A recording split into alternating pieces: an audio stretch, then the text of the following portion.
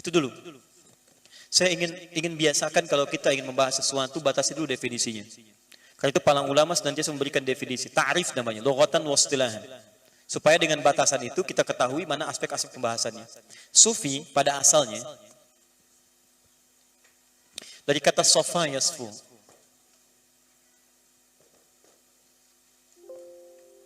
Muncul kata tasfiyah, orangnya kemudian disebut dengan sufi, sifatnya disebut dengan sofa.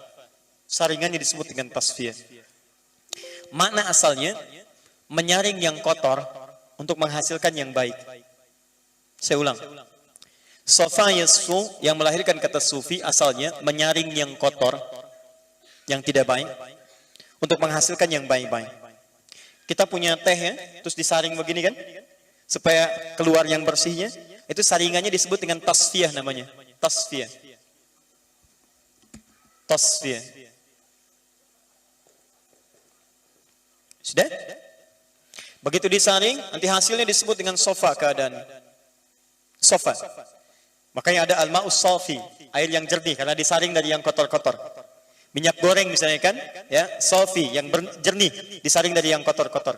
Bukit yang sa'i disebut bukit sofa. Kenapa disebut bukit sofa? Karena Sayyidah Hajar ketika naik ke situ itu menyaring segala yang kotor di benaknya. Gak mungkin Allah meninggalkan saya. Husnuzan kepada Allah. Semangat mencari sesuatu, positive thinking. Bagi dia positive thinking dan semangat menghindarkan yang kotor, maka Allah turunkan kemuliaan kepadanya. Zam, zam, zam, zam, zam. Kumpul jangan berhenti, kumpul jangan berhenti. Akhirnya air itu terkumpul sampai sekarang gak pernah berhenti. Maka Anda wajar kalau ingin usaha seperti Sayyidah Hajar, naik turun. Kadang-kadang ingin ke marwah. Marwah itu harapan yang ingin diraih. Anda ingin karir, ingin dicapai. Tapi kadang-kadang gak langsung sempurna. Kadang ada di atas, turun, datar lagi, kadang dikejar, tidak dapat, balik lagi. Jangan putus asa. Begitu dikerjakan karena Allah, maka satu ketika Anda dapat anugerah yang tidak akan pernah berhenti. Teruskan, teruskan, teruskan. Walaupun bukan hanya Anda yang dapatkan, mungkin anak Anda, cucu Anda, dan seterusnya. Teman-teman sekalian, ini orang yang disebut dengan sufi. Orang yang berusaha menghindarkan segala yang kotor-kotor untuk menghadirkan yang baik-baik. Dalam semua risalah Islam, tujuannya membebaskan dari yang kotor, melahirkan yang baik.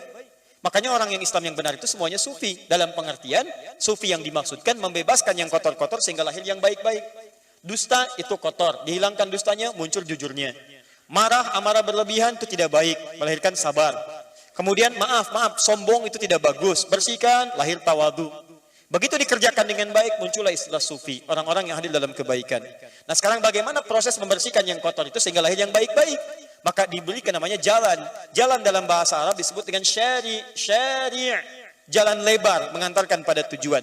Jalan ibadah kepada Allah untuk membebaskan yang kotor, menjauhkan yang kotor, mendatangkan yang bersih. Disebut dengan syariat namanya. Syariat. Bentuknya ibadah. Salat itu syariat. Zakat itu syariat.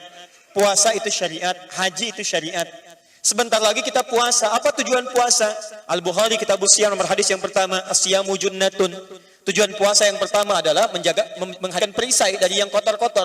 Jadi kalau orang puasa itu benar, setelah puasa jadi lebih baik. Yang kotor nggak bisa masuk. Diprovokasi nggak bisa. Dicela dia tahan. Maaf, dimarahi dia bersabar. Makanya terusan hadisnya, wala yarfuth wala yajhal. Orang puasa itu menahan dari yang kotor tidak dikerjakan, berbuat yang tidak pantas dijauhi. Wa ini imru'un qatala wa syatamahu falyaqul marratain ini shaim. Kalau dikatakan kepadanya, diprovokasi, dicela habis-habisan, dia berkata pada dirinya, saya sedang puasa, saya nggak mau balas itu. Silakan cek saat puasa, kan Anda dilatih kan? Besok kita perdalam. Tapi intinya, misal puasa nih, teman-teman maghrib bisa jam 9 sekarang. Anda jam 8.30 di hari Ramadan, hari pertama dicela orang. Cela habis-habisan, dibalas gak? Enggak, minimal takut batal puasanya.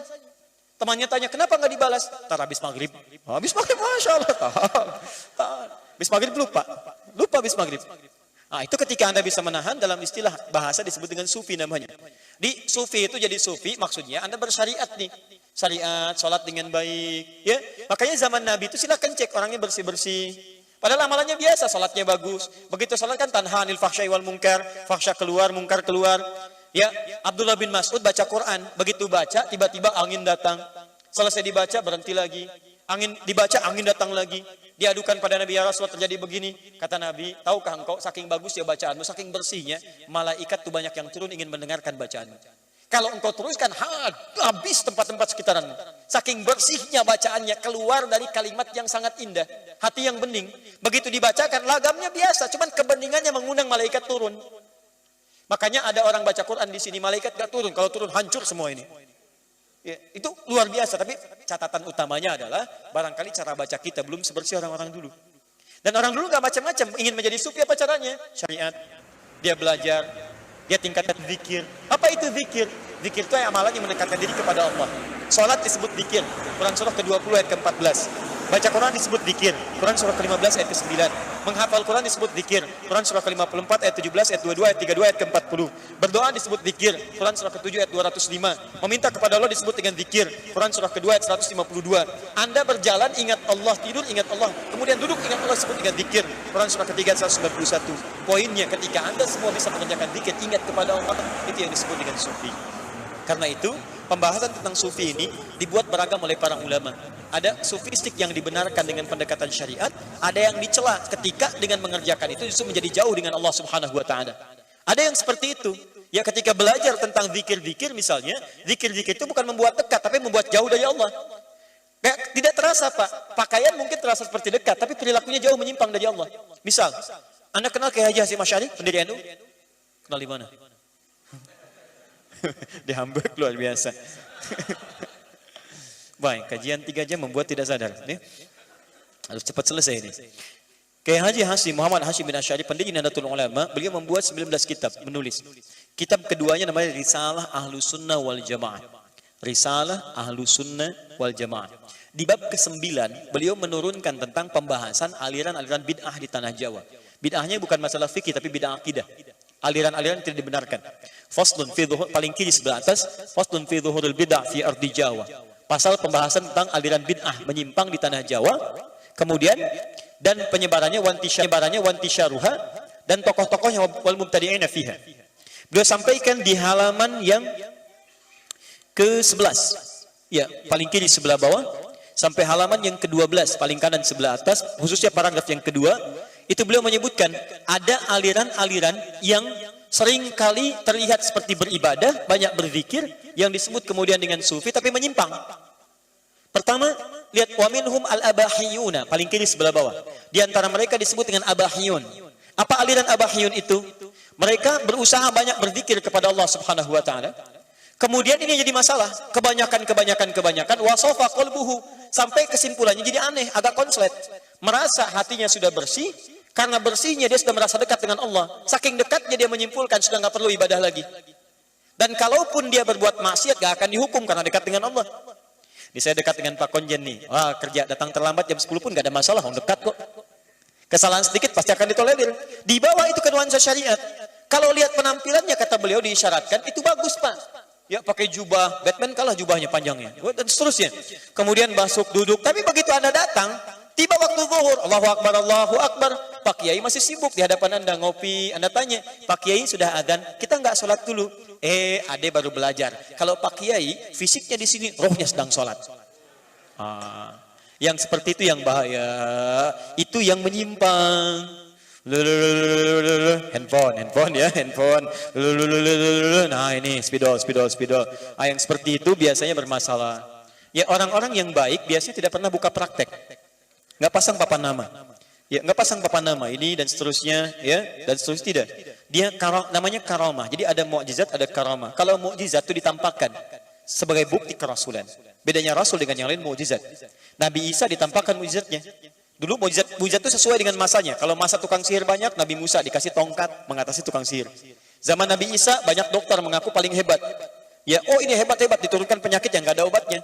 Diberikan mukjizat pada Nabi Isa. Tinggal diusap tangan, Pak. Usap kolera sembuh. Nabi Isa sakit gigi, usap sembuh. Nabi Isa sakit mata, usap melihat lagi. Dokter bangkrutlah saat itu. Ya, terus hadir semuanya. Zaman Nabi Muhammad orang banyak ahli sastra, diturunkan Al-Quran. Tidak ada tandingan pada saat itu. Itu mukjizat namanya, harus diketahui nampak. Tapi karamah diberikan pada aulia, orang-orang saleh, orang-orang dekat dengan Allah dan tujuannya tidak ditampakkan. Biasanya karamah itu nampak setelah orangnya meninggal. Begitu meninggal muncul cerita, muncul kisah, muncul macam-macam. Kalau masih hidup nggak ada yang nampak. Apalagi pasang kartu nama misalnya. Ya, kasihkan. Tuh, datang ya praktek buka jam 9 sampai sekian dan seterusnya. Tarif sekian. Itu bermasalah. Nah, ini satu. Bahkan ada yang lebih hebat lagi. Anda buka halaman ke-12-nya, paling kanan paragraf kedua. Bahkan disebut jahlatus sufaha. Kata beliau ini kayak Jasim Asy'ari ya, disebut orang sufi yang paling bermasalah. Itu bahasa sarkasnya, bahasa paling bodoh. Siapa di antara mereka yang sudah merasakan dengan ibadah itu menyatu dengan Tuhan? Manunggaling kaulah Gusti, dipanggil Allah.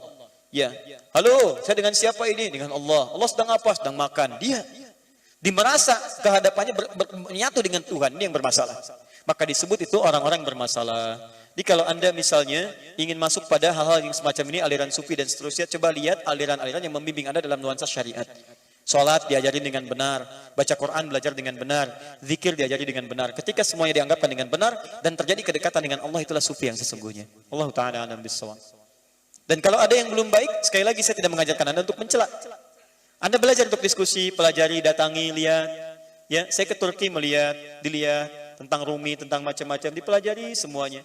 Kenapa melakukan ini? Apa alasannya? Ternyata dibawa ke Indonesia, ke Nusantara sebagian dipraktekkan dari bagian tertentu. Kita gali. Ternyata ini misi dakwah yang diteruskan oleh anak-anak didik setelahnya. Kadang-kadang terputus oleh misi penjajahan. Dulu begitu. Dulu ulama-ulama kita itu datang ke Nusantara, itu diatasi dengan pendekatan yang sangat baik, persuasif. Ya, tradisinya dimasukin, diganti dengan nilai-nilai keislaman. Nanti diteruskan, rapatnya di Ampel Denta. Begitu diusulkan, Sunan Giri menolak. Sunan Kalijaga kalau nggak dimasukin, orang lari semuanya. Maka masukin dulu nih, kemudian nilai-nilainya. Setelah itu anak cucu kita meneruskan. Begitu sudah dimasukin di situ, tokohnya diganti, nilainya diganti. Tinggal diarahkan pada kebaikan. Penjajah datang, mulai dari Portugis 1511. Masuk Selat Malaka, datang dengan misi 3G-nya. Sekarang sudah 4G, gitu kan? God Glory Gospel dulu ya, sekarang sudah naik lagi, diteruskan ada VOC-nya dan seterusnya. Jadi terputus di situ. Inilah masalahnya adalah kadang-kadang jangan cepat menyimpulkan sesuatu. Ya, awas, hati-hati. Kita harus simpulkan keadaan dengan cara yang baik, dengan cara yang hikmah. Dengan itu nanti hidayah akan datang. Quran surah ke-16 ayat 125. Allah Ta'ala a'lam bis-shawab.